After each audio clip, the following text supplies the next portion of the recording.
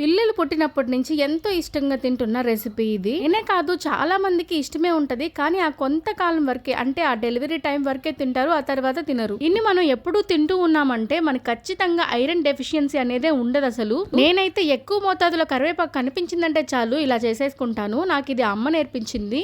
అమ్మ చేసింది కదా, హెల్దీగానే ఉంటుంది. అందుకనే నేను దీన్ని వదలకుండా చేసుకొని తింటూనే ఉంటాను. అయితే అమ్మది టిఫిన్ షాపు. మా చుట్టుపక్కల ఏరియా అంతా హాస్పిటల్ ఏరియా అవడం వల్ల డెలివరీస్ ఎక్కువ అవుతా ఉంటాయి. నైట్ నార్మల్ డెలివరీస్ అయిన వాళ్ళు ఉదయాన్నే ఇడ్లీ కోసం అమ్మ దగ్గరకు వస్తారు. 40-50 రూపాయలకి ఇడ్లీ కట్టించుకుంటారు. దాంట్లోకి ఈ పొడి మాత్రమే తీసుకెళ్తారు. నాకు పెళ్లి కాకముందు అన్ని ఇడ్లీలు ఎలా తింటారమ్మా వాళ్ళు అని అడిగితే, నా కడుపమ్మ చెరువు లాంటిది, ఎంత తిన్నా ఆకలేస్తూనే ఉంటది అని చెప్పేదమ్మ నాకు.